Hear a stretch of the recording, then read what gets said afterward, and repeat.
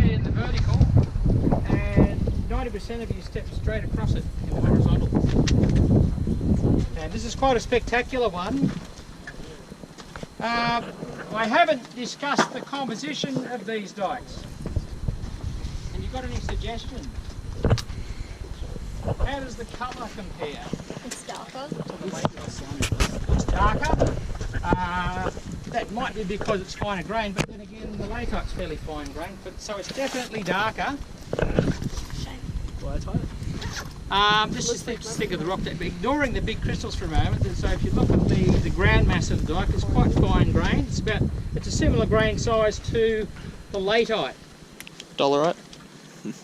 Yeah, so it's probably basaltic. Okay, so dolerite. For our North American friends, you'd probably call it dolerite diabase.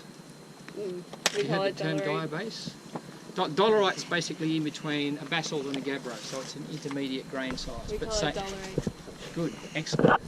Makes it easy for you, doesn't it? Yeah. I know, I'm pretty sure the Americans call it diabase. Yeah, so you'll see in the dike, notice that some of the dikes got very big coarse grain crystals in there. What are they? Why are they there?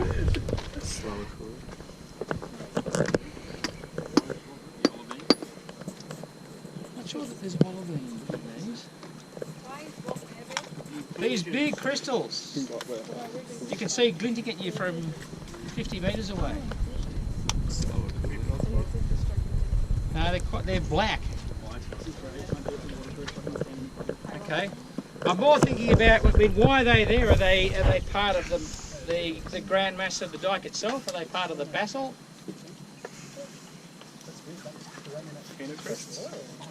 They could be phenocrysts, but they seem all clumped together. Yeah. Look at the shapes just down here. You've got a sort of blocky shape of material about that size. There's several of them, and it's all coarse grained inside, and it's sort of like it's floating in the fine grain ground mass of the dike. The word inclusion was mentioned just here. Okay, inclusion of what? More specifically, how did the inclusion get there? Did it crystallise from the melt? Probably not.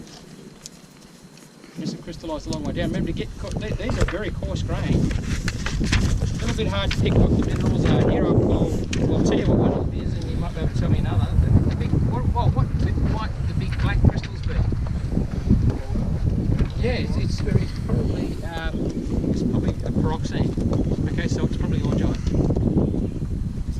Okay, there's also some very shiny, bronzy coloured flakes in there. In fact, I can see one from here. What's a flaky mineral? That's a group of minerals. Yeah, biotite. More specifically, in this case, that bronzy colour, and I'm cheating because I've seen this rock in thin section, is the magnesium-rich end member of the biotite series. It's called phlogopite, with a PH at the start. Phlogopite. Can you spell that? Exactly how it sounds. PH, L-O-G-O-P-I-T-E. What did you say? Almost. Phlogopite. Not phlogopite, phlogopite.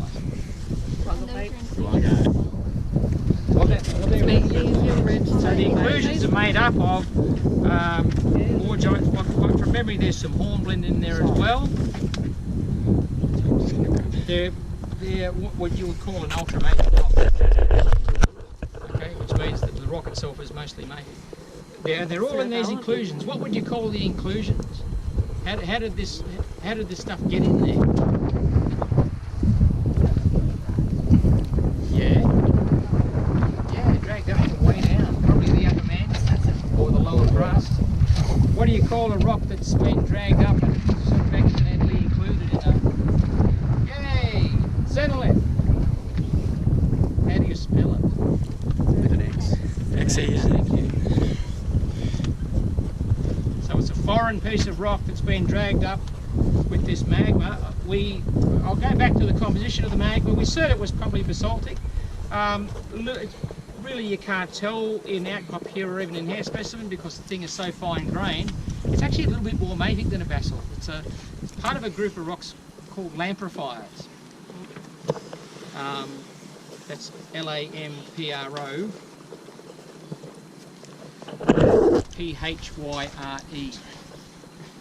It's a whole group of rocks that are related to basalts.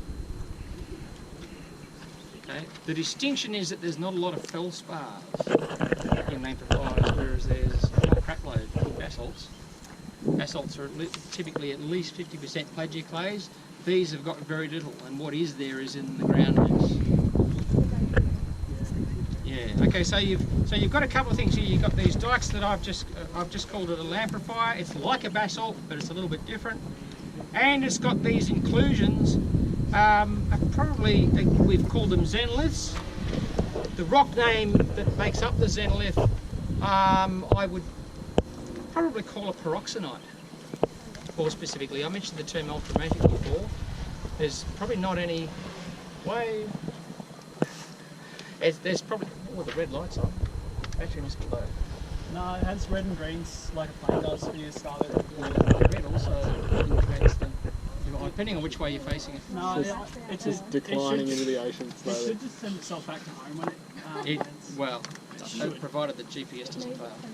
What is that? GPS. So where were we? Camera. We got bars. So like above.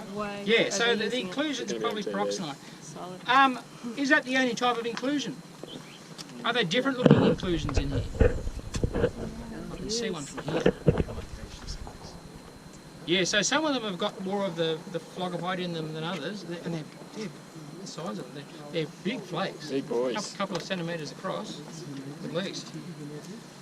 There's a whitish looking inclusion there that someone's just cast their shadow over. Yeah, that one. So there's a fair bit of types. Any suggestion just to have a chip away at that? If you walk along here over to the edge of the quarry in that way, you'll see that there's quite a number of different types of inclusions. Just here, just whatever you want, really. These ones that I've called peroxenites are quite common. That sounds pretty hard. I'm trying to scratch it rather than just hit it. It's pretty hard. It's pretty hard. Yeah, you just scratched it though. Yeah, I know. Hit the little, hit that little. By the way, that bit.